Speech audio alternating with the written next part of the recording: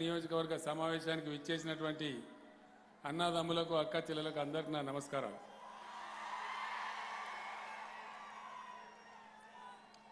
మీ అందరినీ నేను ఒక మాట కోరుతా ఉన్నా. 75 సంవత్సరాల స్వతంత్ర భారతదేశంలో మన దేశంలో ప్రజాస్వామ్యం ఉన్నప్పటికీ కూడా ఎంతైతే పరిణతి రావన్నో, ఎంత మెచ్యూరిటీ రావన్నో ఇంకా అది రాలేదు. ఏ దేశాలలో, ఏ సమాజాలలో ప్రజాస్వామ్యంలో బాగా పరిణతి వచ్చిందో ఆ దేశాలు బాగా ముందుకు దూసుకొని పోతా ఉన్నాయి. మీ అందరిని కూడా నేను కోరేది, ఎలక్షన్ వస్తే ఆగమాగం ఓట్లు వేయద్దు, గడబిడలో ఓటు వేయద్దు. మంచిగా ఆలోచన చేసి రాయి ఏది రత్నం ఏది గుర్తుపట్టి ప్రజల పక్షాన ఎవరుంటారో అని మీరు నిర్ణయం చేయాలి. నేను చెప్పే ఈ 4 మాటలు మీరు అందరూ విని మీ గ్రామాలలో, పట్టణం అయితే మీ బస్తీలలో దయచేసి మీరు ప్రజల మధ్య ఈ మిగిలిన 2 రోజులు చర్చ పెట్టాలని చెప్పి నేను కోరుతా ఉన్నా. ప్రజలలో చర్చ చేసి ఒక నిర్ణయానికి వస్తే చాలా మంచి జరిగే అవకాశం ఉంటుంది. అందరు జనరల్గా ఏమనుకుంటామంటే 30 తారీఖు నాడు ఎట్లన్నా ఓట్లు పడతాయి, 3 తారీఖు నాడు లెక్క పెడతారో వాళ్ళకి అయిపోతుంది దుకాణం అని అనుకుంటారు. కానీ యాక్చువల్గా అయిపోదు, ఆడ నుంచే దుకాణం స్టార్ట్ అవుతుంది. వచ్చే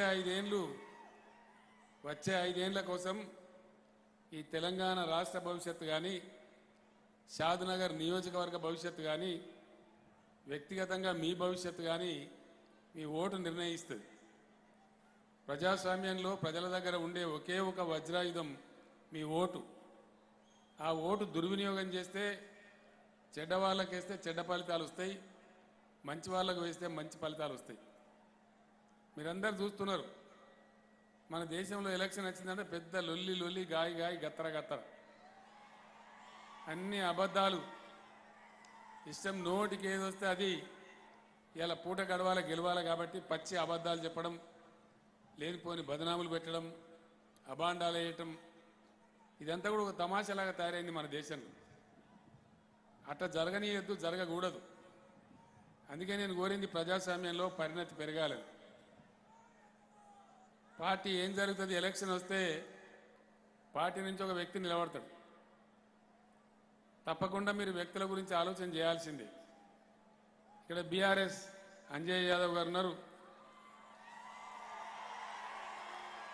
అట్లనే కాంగ్రెస్కి ఒక ఆయన ఉంటాడు, బీజేపీకి కూడా ఒక ఆయన ఉంటాడు, ఉంటే ఎవడన్నా ఒకడిద్దరు ఇండిపెండెంట్ కూడా ఉండొచ్చు. వీళ్ళ గురించి తప్పకుండా మీరు ఆలోచించాలి. ఈ అభ్యర్థులు ఎటువంటి వాళ్ళు, ఎవరి గుణమేంది, ఘనమేంది, ఎవరు ప్రజల మనిషి, ఎవరు కాన్స్టిట్యున్సీని ప్రజలను పట్టుకొని ఉంటారు, ఎవరు వాళ్ళ స్వార్థానికి పనిచేస్తారనేది మీరు తప్పకుండా ఆలోచన చేయాలి. కానీ అంతకంటే ముఖ్యంగా వాళ్ళ వెనకాల వాళ్ళ పార్టీలని, ఆ పార్టీల నడవడిక, ప్రజల గురించి, ప్రజల క్షేమం గురించి ఆ పార్టీల యొక్క దృక్పథం, ఆ పార్టీ సామాన్య పేద ప్రజల గురించి ఆలోచించే విధానం, వీటన్నిటి మీద కూడా మీరు చర్చ చేయాలని నేను కోరుతా ఉన్నా. తప్పకుండా మీరు చర్చించి ఓటేయమని నేను కోరుతున్నా. ఊరికి అగాధం ఏమని నేను చెప్తలేను. బీఆర్ఎస్ చరిత్ర మీ కళ్ళ ముందరనే ఉన్నది. మీ కళ్ళ ముందరనే పుట్టిన పార్టీ బీఆర్ఎస్ పుట్టిందే తెలంగాణ రాష్ట్రాన్ని సాధించడానికి, తెలంగాణ ప్రజల హక్కులను కాపాడడానికి. మీ అందరికి తెలిసే ఆ విషయం, చరిత్ర అంతా మీ కళ్ళ ముందే జరిగింది. కాంగ్రెస్ పార్టీ ఉన్న తెలంగాణను ఊడగొట్టిందే కాంగ్రెస్ పార్టీ. 58 ఏళ్ళు అరిగోసపడ్డాం మనం.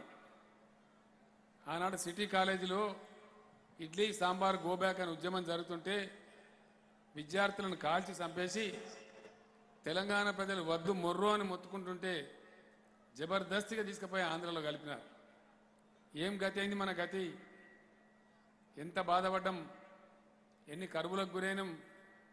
మంచినీళ్ళు రాకుండే, సాగునీళ్ళు లేకుండే, కరెంటు లేకుండే, ఆ రాత్రిపూట కరెంటు పెట్టబోయి చచ్చిపోవుడు, షాకులు కొట్టి చచ్చిపోవుడు, అనేకమైన బాధలు అనుభవించడం.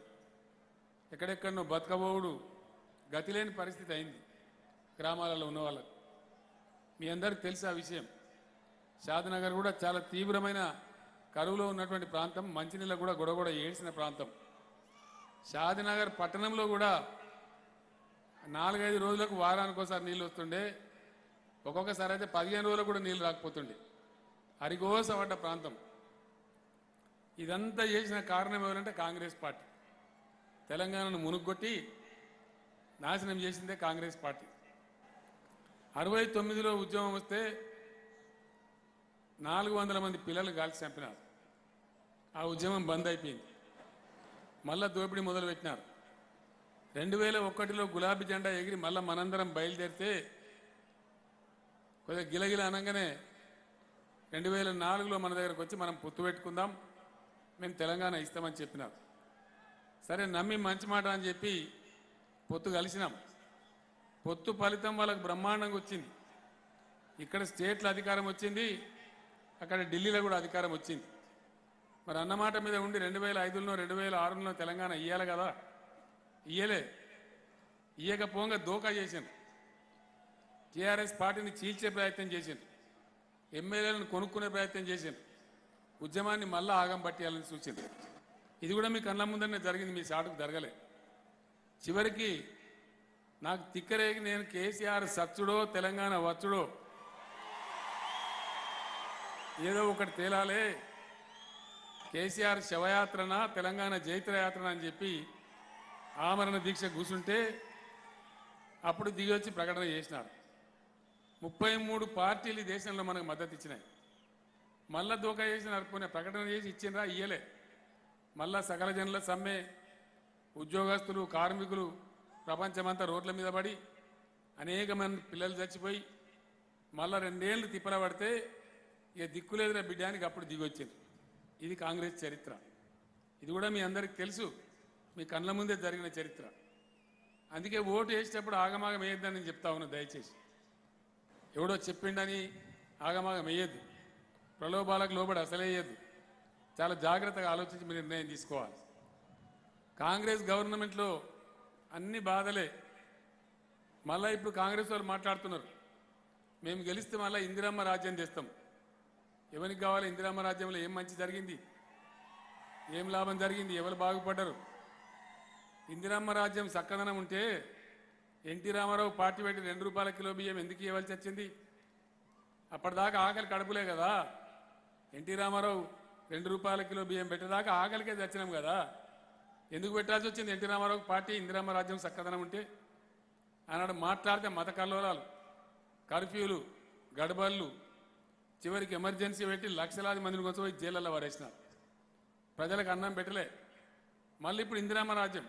ఇది ఎట్లుందంటే తద్దినమని భోజనానికి వెళ్తే మీ ఇంట్లో రోజు ఇట్నే జరగాలి అన్నట్టు ఒకడు. వీళ్ళు ఇప్పుడు ఇదివరకు ఇందిరమ్మ రాజ్యంలో ఉద్దారకం చేసి కిరీటాలు పెట్టారట, మళ్ళీ ఇప్పుడు ఇందిరమ్మ రాజ్యం తెస్తారట. ఎవరికి కావాలి ఇందిరమ్మ రాజ్యం? అందరు మీరు ఆలోచన చేయాలి దయచేసి. అంటే వాళ్ళు ఇంకా పాతకాయలనే ఉన్నారు కాంగ్రెస్ వాళ్ళు. అదే 1940 మోడల్నే ఉన్నారు. ఇంకా కొత్త యుగంలో ఉన్నామని అర్థమైతే లేదు.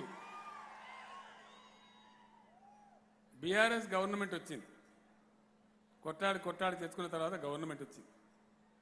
గవర్నమెంట్ వస్తే 10 ఏళ్ళ నుంచి ప్రభుత్వంలో ఉన్నాం. కాంగ్రెస్ పరిపాలన 50 ఏళ్ళు, బీఆర్ఎస్ పరిపాలన 10 ఏళ్ళు.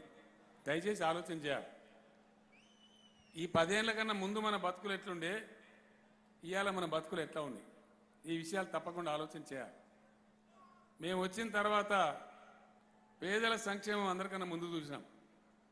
నిరుపేదలు ఎవరైతే ఉన్నారో వాళ్ళు పట్టించుకోవాలి. తెలంగాణ వచ్చిన రోజు మన అందరం చెట్టుకోడు గుట్టకోడు అయినాం కాబట్టి ఒక దరికి రావాలి బతుకులని చెప్పి ప్రయత్నం చేసినాం. పెన్షన్ కాంగ్రెస్ పార్టీ 200 పెన్షన్ ఇచ్చేది. 2014లో మేమందరం తెలంగాణ భవన్లో కూర్చున్నాం. ఎన్నికల ప్రణాళిక రాస్తున్నాం, ప్రజల ముందు పెట్టాలి కాబట్టి.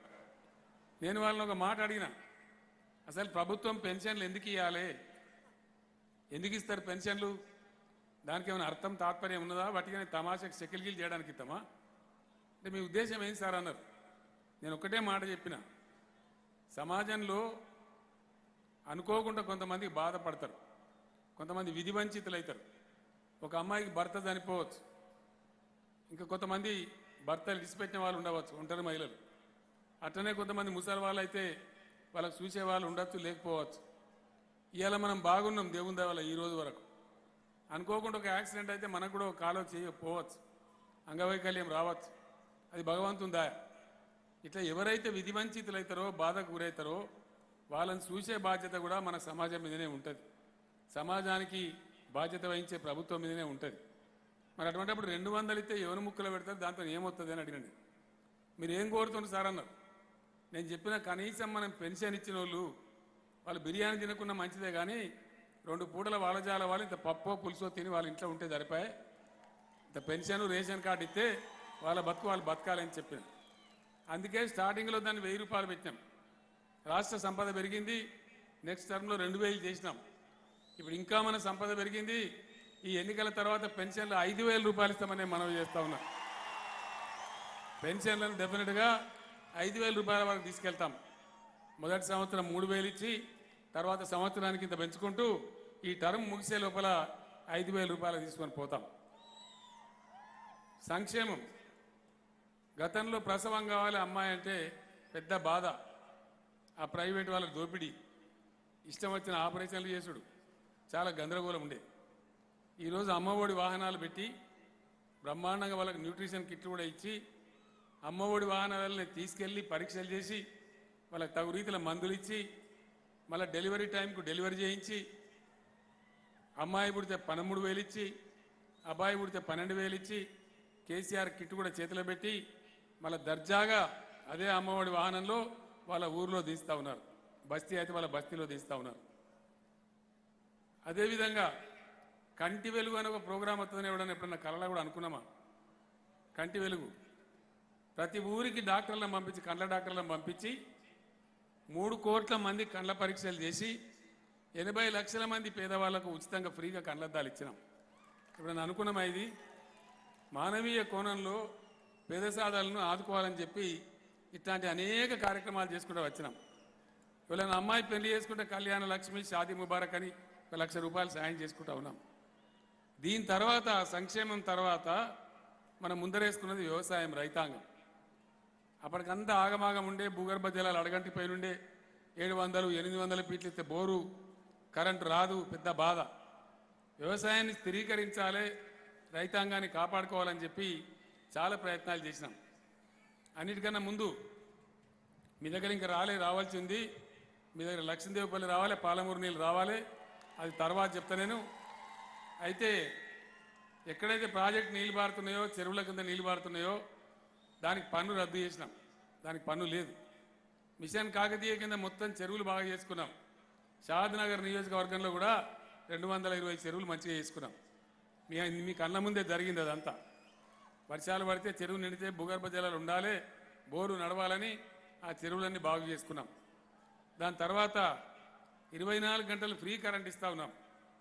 మంచి నాణ్యమైన కరెంట్. ఇలా మోటార్ కాల్తలేదు, ట్రాన్స్ఫార్మర్ కాల్తలేదు. బ్రహ్మాండంగా ప్రజలు సంతోషంగా ఉన్నారు. దాని తర్వాత రైతు బంధు అనే మాట పుట్టించిందే కేసీఆర్, బీఆర్ఎస్ ప్రభుత్వం. అంతకుముందు కాంగ్రెస్ రాజ్యంలో మన మీద బాకీ ఉంటే తహసీల్ రకం కట్టకపోతే ఇంకోటి ఉంటే మన తలుపులు ఉడవకపోయినది తప్ప ప్రభుత్వం 10 రూపాయలు ఇచ్చింది ఆ రైతుకి ఎనడన్నా చూసినామా మన జీవితంలో? ఇప్పుడు ఉన్నదే దెబ్బపెట్టే ప్రయత్నంలో చెప్తా. ఇప్పుడు నేను రైతు బంధించుకుంటా ఉన్నాం. ఎవరన్నా ఒక రైతు దమన అదృష్టం వంకరై చచ్చిపోతే 5 గుంటల రైతు అయినా సరే ఆయనకి వారం లోపల 5 లక్షల రూపాయలు ఇంటికి పంపిస్తా ఉన్నాం. మీరు పండించిన వడ్లన్నీ కూడా 7,500 సెంటర్లు పెట్టి రాష్ట్ర వ్యాప్తంగా ప్రభుత్వమే కొంటా ఉన్నది. ప్రభుత్వానికి కొంత నష్టం వస్తుంది, అయినా సరే భరించి కొనుగోలు కేంద్రాలు పెట్టి కొంటున్నాం. ఆ డబ్బులు కూడా మీ బ్యాంకులో పడతా ఉన్నాయి. ఇట్లా రైతుల గురించి కొన్ని కార్యక్రమాలు తీసుకున్నాం. మీ కళ్ళ ముందరనే ఉన్నాయి, మీ ఊళ్ళలోనే ఉన్నాయి అవన్నీ. ఇలా కాంగ్రెస్ పార్టీ పిసిసి మాజీ అధ్యక్షుడు ఉత్తమ్ కుమార్ రెడ్డి మాట్లాడుతున్నాడు. కేసీఆర్కి ఇక్కడ పని లేదు, ప్రజలు కట్టే పన్నుల డబ్బులన్నీ ఉంచబోయి రైతు బంధు ఇచ్చి దుబారా చేస్తాడు, వేస్ట్ చేస్తుండో అని మాట్లాడుతున్నాడు. రైతు బంధు దుబారానా అండి? రైతు బంధు దుబారానా, వేస్టా? రైతు బంధు ఉండన్నా, పక్కా ఉండన్నా? రైతు బంధు ఉండాలి అంటే ఇక్కడ అంజయ్ యాదవ్ గారు గెలవాలి.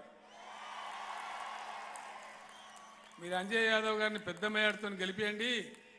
రైతు బంధు ఉండు కాదు, ఇలా ఎకరానికి 10,000 వచ్చే రైతు బంధు రేపు 16,000 కాబోతుందని నేను మనం చేస్తా ఉన్నాం. ఇదేమో ఇయ్యద్దట కాంగ్రెస్ వాళ్ళు చెప్తున్నారు.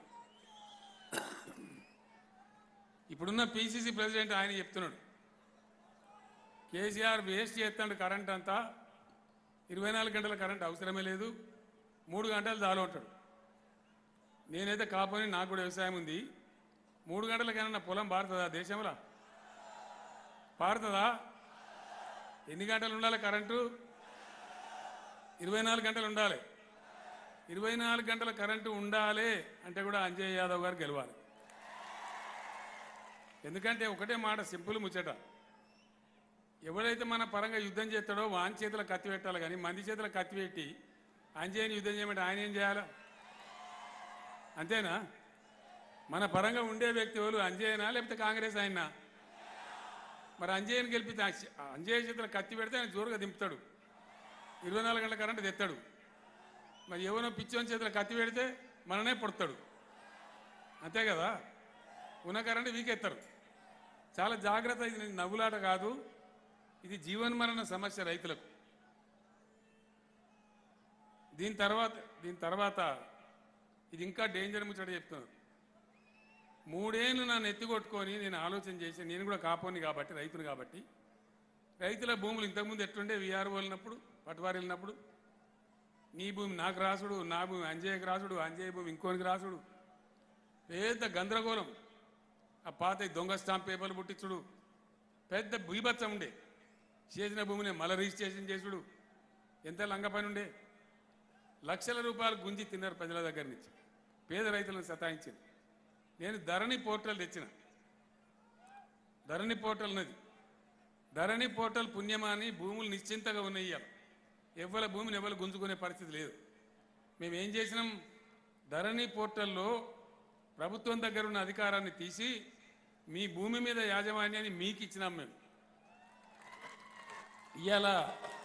ఇవాళ మీరు బొటన వేలు పెడితే తప్ప మీ భూమి మారదు. మీ భూమిని మార్చే అధికారం ముఖ్యమంత్రి కూడా లేదు అని మనం చేస్తా ఉన్నాం. ముఖ్యమంత్రి కూడా లేదు. అంత పకడ్బందీగా భూములు నిక్షిప్తంగా ఉండేటట్టు, రైతులకు సేఫ్ ఉండేటట్టు ధరణి పోర్టల్ తెచ్చినాం. కాంగ్రెస్ వాళ్ళు మాట్లాడుతున్నారు, మాకు అధికారం వస్తే కాంగ్రెస్ ఇప్పుడు వచ్చేయలేదు సచ్చేయలేదు అనుకో, కాంగ్రెస్ అధికారంలోకి వస్తే ధరణి తీసి బంగాళాఖాతంలో ఇస్తారట. మరి ఏం పెడతారా భయ అంటే భూమాత పెడతారట. అది భూమాతనా భూమేతనా? మీరు ఆలోచన చేయాలి. భూములు మేయడానిక? మళ్ళా భూమాత పెడతాం, మళ్ళీ కౌలుదారుల కాలం పెడతాం, 24 కాలాలు పెడతాం, మళ్ళీ పటేల్ పట్వారి తీసుకొస్తాం. నిన్న కూడా రేవంత్ రెడ్డి మాట్లాడింది కదా, కుల్లా చెప్తున్నారు. వాళ్ళు ఏం చెప్తున్నారు, ఎవరైతే కౌలు చేస్తారో వాళ్ళకి ఇస్తాం, రైతుకి ఇయ్యం పైసలు ఉంటుండ్రు. కౌలుదారు 3 ఏళ్ళు అనుకో, భూమి ఆయనకే పోతుంది. మళ్ళీ రైతు చిప్ప పట్టుకొని మళ్ళీ రోడ్డు మీదకి రావాలి. ఇందిరమ్మ రాజ్యంలో అదే కదా అయింది. వీని భూమి వానికి రాసి, వాని భూమి వీనికి రాసి, పటవారిలో గోలుమాలు చూడలేదా మనం ఇందిరమ్మ రాజ్యంలో? మళ్ళీ అదే తెస్తాము అని బాజాప్తా 1కి 4 సార్లు చెప్తా ఉన్నారు వాళ్ళు. ఒక మాట మీరు సీరియస్గా ఆలోచన చేయాలి. ఇలా ధరణి ఉన్నది, మీ అకౌంట్లు ఉన్నాయి ప్రభుత్వం దగ్గర, మీకు రైతు బంధు పంపుతున్నాం మేము. ఎట్లా వస్తుంది రైతు బంధు? బాగా చెప్తా, ఆడ మేము ఎంత మీ పొలం ఉందో అంత డబ్బులు అక్కడ వేస్తే, మధ్య దళారీ లేకుండా, మీరు ఏ ఆఫీసుకి తిరగకుండా, ఎవరికి ఏకాన ఇవ్వకుండా, మీ కడుపులో చల్లగదలకుండా, మీరు ఏ ఆఫీస్ పోకుండా ధరణి డబ్బులు వచ్చి మీ బ్యాంకులో పడుతున్నాయి, మీ అకౌంట్లో, మీ సెల్ ఫోన్లన్నీ టింగు టింగుమని మోగుతున్నాయి. మీరు పోయి చూసుకుంటే బ్యాంకులో డబ్బులు ఉంటున్నాయి, మీరు ఇడిపించుకొని దాన్ని పెట్టుబడికి పెట్టుకుంటున్నారు. మరి ఇలా ధరణి పోతే రైతు బంధు డబ్బులు ఎట్లా వస్తాయి అంటే, మళ్ళా ఆఫీసుల చుట్టూ తిరగాలి, మళ్ళా పాని నకలు తీయాలి. మనం పోతాం ఇక ఆఫీస్కి వద్దా, నీకు ఎంత ఉన్నదన్నా? 8 ఎకరాలు ఉన్నది. ఎంత వస్తుంది ధరణి? ఏడాదికి 80,000 వస్తుంది. తెలావు 30,000 లేకపోతే సంతకం పెట్టా. మళ్ళా మొదటికేనా? మళ్ళా పాత దళారీ రాజ్యమేనా? మళ్ళీ నీ భూమి నాకు రాసి, నా భూమి నీకు రాసి, బీభత్సం చేసి గట్టు పంచాయతీలు పెట్టి మళ్ళీ అదే రాజ్యం రావన్నా? ధరణి ఉండన్నా తీసేయన్నా? ఖచ్చితంగా ఉండన్నా? ధరణి ఉండాలంటే ఒకసారి చేయలేవాటారు అందరూ. స్టేజ్ మీద ఉన్న వాళ్ళు కూడా ఉండాలి కదా ధరణి. వాళ్ళేమో తీసేస్తాము అని చెప్తున్నారు. మేము రైతులకు ఇయ్యం డబ్బులు, కౌలుదారులకు ఇస్తాము అంటున్నారు. మరి మీరు ఎవరిని ఉంచుకోవాలనో ఎవరిని బండకేసి కొట్టానో మీరు నిర్ణయం చేయాలి. చాలా ప్రమాదం కదా. నేను ఇంతకుముందే చెప్పినట్టు కాంగ్రెస్ వాళ్ళు చేసేటి అనేకమైన అభాండాలు, అనేకమైన పిచ్చి పిచ్చి మాటలు ప్రచారం చేస్తారు. అసైన్డ్ భూములు ఉన్నాయి, దళిత సోదరులు ఉన్నారు. ఎవడన్నా ఎన్నడన్నా దళిత బంధు గురించి ఆలోచించరా? వాళ్ళ జీవితంలో ఆ పదమాన వాళ్ళ నోటికి వచ్చిందా? ఇవాళ దళిత బంధు ఇచ్చుకుంటా ఉన్నాం, క్రమంగా అందరికి ఇస్తాం తప్పకుండా. దాన్ని అసైన్డ్ భూముల్ని నేనే చెప్పిన, అసైన్ ఇచ్చినమే వాళ్ళకి ఎన్ని ఏళ్ళు ఉండాలి, 20 ఏళ్ళ 30 ఏళ్ళ వాళ్ళ భూములు పట్టాలు ఇద్దాం, వాళ్ళు కూడా పట్టదారులు లెక్క అమ్ముకోవచ్చు అని చెప్పినాం. దానికి దొంగలేమో ఉల్టా వచ్చి అంతటా ప్రతి ఊళ్ళో పెట్టిన దుకాణం. ఇప్పుడు కాంగ్రెస్ వాళ్ళు అసైన్ భూములు గుంజుకుంటారు. ఎందుకు గుంజుకుంటారు నాకు అర్థం కాదు. ఇప్పుడు ఎందుకు గుంజుకున్నారు? పోయిన 10 ఏళ్ళలో నేను గుంజుకున్నదా బీఆర్ఎస్? అంటే ఇంత లంగ ప్రచారాలు ఉంటాయి, ఇంత బద్మాష్ ప్రచారాలు ఉంటాయి. అందుకే మీరు ఆలోచించాలని నేను చెప్పింది. నేను చెప్తున్న ఈ మనమే గెలుస్తున్నాము, గెలిచిన తెల్లారి ఫస్ట్ క్యాబినెట్లో నిర్ణయం చేసేదే, ఫస్ట్ క్యాబినెట్లో నిర్ణయం చేసేదే ఖచ్చితంగా అసైన్డ్ భూములన్నీ వాళ్ళకే పట్టాలు ఇచ్చేసే నిర్ణయం చేస్తాం. మొదటి నిర్ణయం అదే ఉంటుంది. ఇక రెండవ మాట చెప్పాలి, అనేక పనులు బీఆర్ఎస్ చేసింది. దేనికి? రైతులకు. అవి మీ అందరికీ తెలుసు, రైతులకు తెలుసు. ఈ కాంగ్రెస్ వాళ్ళ గోస, వాళ్ళ బాధ పాపం, ఇట్లనన్నా గెలుస్తామేమో అని లంగతనం చేస్తూ ఉన్నారు. మొదలు మళ్ళీ పోయిండు, దరఖాస్తు పెట్టిండు, రైతు బంధు ఆపిండు. వేయండి చెప్పి నేను చెప్పిన అధికారులకు బంధు పెట్టారు. ఒక్కరోజు ఏమని వాళ్ళు పర్మిషన్ ఇచ్చింది, ఎవరు? Election commission. మళ్ళా కాంగ్రెస్ వైస్ ప్రెసిడెంట్ నిరంజనుడు మళ్ళీ మొన్నటి దరఖాస్తు ఇచ్చాడు. రేపు రాబోయే పైసలు మళ్ళీ కాంగ్రెస్ ఆపింది. నేను ఒక మాట చెప్తా ఉన్నా, కాంగ్రెస్లో కూడా రైతు బంధు తీసుకున్న నాయకులు ఉన్నారు, కార్యకర్తలు ఉన్నారు. మరి మీకేమైనా సిగ్గుమానం ఉందా అని అడుగుతా ఉన్నా నేను. మీరు ఎట్లా సపోర్ట్ చేస్తాను కాంగ్రెస్కు? రైతుల నోటికాడ బుక్ ఎత్తగొట్టాలి, మేము ధరని తీసేస్తాం, మేము కరెంటు 3 గంటలే ఇస్తాం అని చెప్పేటువంటి కాంగ్రెస్లో మీరు ఎట్లా ఉంటున్నారు? మీకు కూడా రేపు రైతు బంధు ఎట్లయితే మీ కొంపలు కూడా ఆడతాయి కదా. ఇలా కాంగ్రెస్ అని తిరుగుతున్నావు, రేపు పొద్దుగాలు ఏమవుతుంది? మీ కొంప కూడా కొలారం కాదా? నువ్వు రైతువేనా? కాంగ్రెస్ కార్యకర్తలు కూడా ఇలా గుండె మీద చేసి ఆలోచన చేసుకోవాలి. ఎవరో మంచికి జరుగుతుంది, మీరు ఏదో నిశాలో పోయి కాంగ్రెస్ అంటే రేపు మీ కొంప కూడా మునుగుతుంది కదా. కౌలు రైతును మీకు దూలం లెక్క రైతు కడతా అంటుండే మెడకు, కట్టుకుంటారా రైతులు? ఎలా? నేను మీ అందరికి ఒకటే మాట చెప్తా ఉన్నా, అంజయ్య యాదవ్ ఒక వజ్రం తునక లాంటి మనిషి. ఆయన సీమకు దోమకు కూడా అన్యాయం చేసే మనిషి కాదు. ఇట్లాంటి ఎమ్మెల్యేలు చాలా తక్కువ ఉంటారు రాష్ట్రం మొత్తంలో. మొదటి నుంచి నాతో పాటు నమ్మిన బంటగా ఆనాడు ఉద్యమం నుంచి ఇవాళ వరకు ఎన్నడూ కూడా ఆయనకి ఇంత చెడ్డ పని చేయలే. నా నియోజకవర్గం నాకు కావాలని నాకు తండ్లాడతాడు. అంజయ్ యాదవ్ లాంటి ఎమ్మెల్యే ఉంటే షాద్ నగర్కి ఏది కావాలంటే అది వస్తుంది. మీకు అడ్వాంటేజ్ ఉంది. ఏంది? మీరు సిటీ పక్కకే ఉన్నారు. మీరు నేను మొత్తం మెట్రో రైలు పెడుతున్నాం, మెట్రో రైలు గురించి ఆలోచన చేస్తున్నాం. ఆయనకు ఎవరు చెప్పిండ్రో అంజయ్ యాదవ్ గారు నా దగ్గరకు వచ్చిండు, సార్ నువ్వు పెట్టేదైతే అన్ని దిక్కులో వేస్తున్నావు కదా, షాద్ నగర్ దాకా కూడా మెట్రో రావాలని పట్టుబట్టిండు. ఆయన పట్టుబట్టే పెట్టించిండి అలా మెట్రో షాద్ నగర్ దగ్గర రావాలని. షాద్ నగర్ వరకు మెట్రో తెచ్చే బాధ్యత నాది. మీరు అంజయ్ యాదవ్ గారు పెద్ద మెజార్టీని గెలిపియండి. అదేవిధంగా నేను ఇప్పుడు వస్తుంటే అడిగిండు అంజయ్ యాదవ్ గారు, ఒక మెడికల్ కాలేజ్ రావాలి సార్ షాద్ నగర్లో, మీకు పక్కకే హైదరాబాద్ ఉంది కదా అంజయ్ గారు, లేదు షాద్ నగర్లో ఒకటి రావాలి అని అడిగిండు. నేను తప్పకుండా అంజయ్ యాదవ్ గారి కోరిక నెరవేరుస్తా, మీకు మెడికల్ కాలేజ్ కూడా తెచ్చిపెడతా, మనం చేస్తాం. అట్లనే పీజీ కాలేజీలు కొన్ని అడిగిండు. మీకు నేను ఇవాళ చెప్తా ఉన్నా, మీరు నా మాట నమ్మండి, మీకు చాలా విద్యా సంస్థలు వస్తాయి, మీరు హైదరాబాద్ పక్కకున్నారు కాబట్టి. ఒకసారి మెట్రో వస్తుంది అని తెలిస్తే మీ భూముల ధరలు మూడింతలు పెరుగుతాయి. బ్రహ్మాండంగా అన్ని ఇన్స్టిట్యూట్స్ ఉరికెత్తాయి. రాకమన్నా కాలుష్యం లేనటువంటి పరిశ్రమలు వస్తాయి. దండం పెట్టుకుంటూ వస్తాయి. నేను అరే మీరెక్కడ మోపోయినరా భయ్, బంద్ చేయరు కదా, సభ చెప్పలేరు కదా మీరు, మధ్య లొల్లి మీది. మీకు షాద్ నగర్కు మెట్రో వస్తుంది అని ఎప్పుడైతే తెలిసిందో దీని డిమాండే తారాజులాగా లేచిపోయింది. బ్రహ్మాండంగా మీరు హైదరాబాద్ సంఖ్యలో ఉన్నారు కాబట్టి అంజయ్య లాంటి మంచి ఎమ్మెల్యే ఉంటే, ప్రజల కోసం పాటుపడే ఎమ్మెల్యే ఉంటే మీ కోరికలన్నీ నెరవేరుతాయి.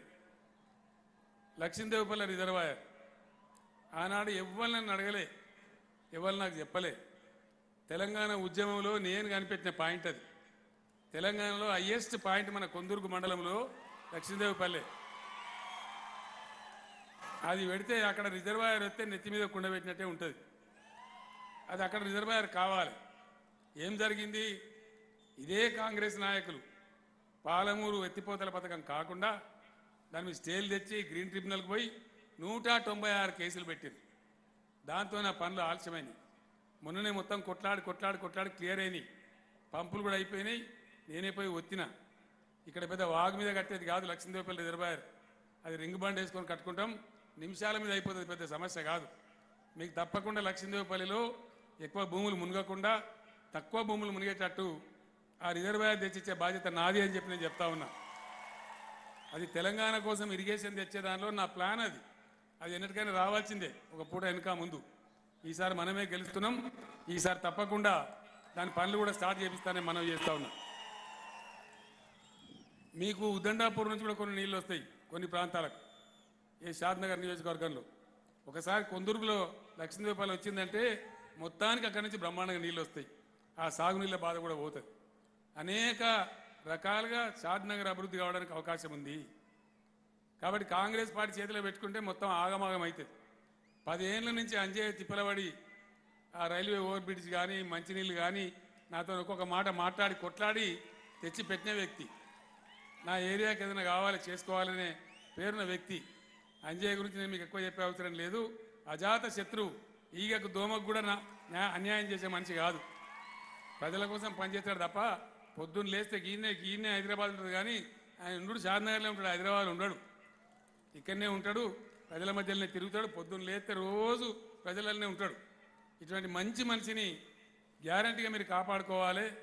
మీరందరూ 2-3 రోజులు గట్టిగా పనిచేసి అంజయ్య గారిని గెలిపించుకోండి. 100కు 100% ఇక్కడ అభివృద్ధి బాధ్యత నాది. మీరు హైదరాబాద్ దగ్గరున్నారు కాబట్టి రావడం పోవడం కూడా చాలా ఈజీ. అందువల్ల దయచేసి ఆ ప్రకారం ముందుకు పోవాలని చెప్పి నేను మాట్లాడుతూ ఉన్నా. లంబాడా సోదరులు ఉన్నారు. ఎన్నో ఏండ్లు మీరు మా తండాలో మా రాజ్యాన్ని ఊరేగింపులు తీసింది. ఇవ్వడన్నా ఒక గవర్నమెంట్ పట్టించుకున్నదా? ఇవాళ 3500 గ్రామ పంచాయతీలను బీఆర్ఎస్ గవర్నమెంట్ తండాలు చేసింది. అందులో షాద్నగర్లో కూడా 22 గ్రామ పంచాయతీలు లంబాడి బిడ్డలు ఇవాళ రాజ్యం వెళ్తున్నారు. లంబాడీల రిజర్వేషన్ 10% పెంచుకున్నాం. మీకు విద్యా ఉద్యోగ అవకాశాలు పెరిగినాయి. వీటన్నిటి దృష్ట్యా సేవాలాల్ జయంతిని కూడా అధికారికంగా చేసుకుంటా ఉన్నాం, బ్రహ్మాండంగా జరుపుకుంటా ఉన్నాం. ఈ గౌరవం మీకు తెచ్చింది కేవలం బీఆర్ఎస్ గవర్నమెంట్ తప్ప అంతకుముందు మిమ్మల్ని 50 ఏళ్ళు మీరు కొట్లాడిన कांग्रेस गवर्नमेंट में पटिंचुकोले। शादनगर असेंबली हल्के से जितने भी हमारे मुसलमान बुजुर्ग भाई बहन हैं, मैं आप तमाम लोगों को सलाम करता हूं। आपको अदबन गुजारिश करता हूं कि यहाँ शादनगर असेंबली हल्के से अंजय साहब को जिताइए। वो एक अच्छा संजीदा शख्स है, अमन पसंद एमएलए है और शादनगर को आगे ले चलने वाले हैं। मैं आप लोगों को एक बात याद दिलाऊंगा, तेलंगाना के लिए जब हम लड़ रहे थे, हम लोग जब जद्दोजहद कर रहे थे, हमारे इब्राहिम साहब भी हमारे साथ थे। मैं कई बार शादनगर में आया, मेरा तकरीर भी हुआ यहाँ पे। उन दिनों मैं कह रहा था तेलंगाना के हमारे जो जंग है हम लड़ रहे, इसमें नेकी है, नीयत है, इंसाफ है। अल्लाह के घर में देर है लेकिन अंधेर नहीं है, जरूर तेलंगाना हासिल हो जाएगा। अल्लाह का करम हुआ, तेलंगाना हासिल हुआ। 10 साल से तेलंगाना एक अमन पसंद रियासत देश के सामने पेश आया। आप लोग याद कीजिए कांग्रेस हुकूमत के दौरान कदम कदम पर दंगे फसाद होते थे। अभी हमारे 10 साल के दौरान एक बार भी हैदराबाद में कर्फ्यू नहीं लगा। हम अमन से लेके जा रहे, सभी को साथ लेके जा रहे। मैं और एक बात भी आपके कान पे डालना चाहूंगा। हमसे पहले लगातार 10 साल कांग्रेस का हुकूमत था इस रियासत में। अकलियती बहबूदी के लिए, माइनॉरिटी डेवलपमेंट के लिए उन्होंने जो पैसा खर्च किया, जो रकम खर्च किया, 10 सालों में सिर्फ 2000 करोड़ खर्च किया। हमारे 10 साल में हम लोगों ने उसी जगह 12,000 करोड़ रुपए खर्च किया। ये आपके सामने है। माइनॉरिटी बच्चों के लिए, खवातीन के लिए हम बेहतरीन रेजिडेंशियल स्कूल्स लाए हैं, वो आपके सामने है। आपके कॉन्स्टिट्यूंसी में भी है, उसमें बहुत बच्चों को बेहतरीन तालीम हासिल हो रहा है। वो बच्चे नीट में पास हो रहे, MBBS सीट हासिल कर रहे, इंजीनियरिंग सीट हासिल कर रहे, आगे जाके उनका जिंदगी बहुत अच्छा बनने वाला है। उनको अभी जूनियर कॉलेज में तब्दील कर दिए, आगे चल के उनको डिग्री कॉलेज भी बनाने का मनसूबा हम बना रहे। तो इसीलिए इन सारे तमाम चीज़ों को देखते हुए पूरे रियासत में BRS का तायद कीजिए। और एक वायदा मैं आपको करना चाहूँगा, जब तक KCR जिंदा है तब तक तेलंगाना रियासत एक सेक्युलर रियासत ही बने रहेगा। इसमें कोई तब्दील नहीं होगा, किसी भी किस्म का इसमें तब्दीली नहीं होगा। और तेलंगाना, इसका जो गंगा जमुना तहजीब है, इसको हम बरकरार रखेंगे। हम हिंदू और मुसलमानों को हमारे 2 आंख समझते हैं, सभी को एक साथ देखते हैं। तो इसीलिए मैं आप तमाम लोगों से गुजारिश करता हूं, अंजय साहब बहुत संजीदा इंसान है, आप लोग भी उनके बारे में जानते हैं, उनको यहाँ से जिताइए। इतना कहते हुए मैं आपसे रुखसत लेता हूँ। సోదరులారా, మీ అందరు కూడా కోరేది ఒకటే, టైం లేదు, 2-3 రోజులే ఉన్నది. నేను మనవి చేసినట్టుగా మీ గ్రామాలకు పోయిన తర్వాత మరి ధరణి పోతే ఎట్లా, 3 గంటల కరెంట్ అయితే ఎట్లా, మనం ఉంటామా మళ్ళీ మొదటికే వస్తామా, ఈ విషయాలన్నీ గ్రామాలలో మీరు చర్చ పెట్టండి. పెట్టి 100% నేను మీకు మనవి చేస్తా ఉన్నా. ఇవాళ భవిష్యత్తు నాది 90వ మీటింగ్ అనుకుంటున్నాను. నేను అన్ని తిరుక్కుంటూ లాస్ట్కి వచ్చిన నేను రేపటితో నా ప్రచారం ముగుస్తూ ఉన్నది. 100కి 100% పోయిన దాప కానీ ఇంకా 2-3 సీట్లు పెంచుకొని BRS గవర్నమెంటే వస్తూ ఉంది. అందులో ఎవరికి ఎటువంటి అనుమానం అవసరం లేదు. చాలా బ్రహ్మాండంగా పార్టీ గెలుస్తున్నది. అధికార పార్టీ ఎమ్మెల్యేనే మళ్ళా అధికారంలో ఉంటే తప్పకుండా మీకు లాభం జరుగుతుంది. అందులో అంజయ్య గారు లాంటి మంచి మనిషి ఉంటే మరింత మంచి జరుగుతుంది.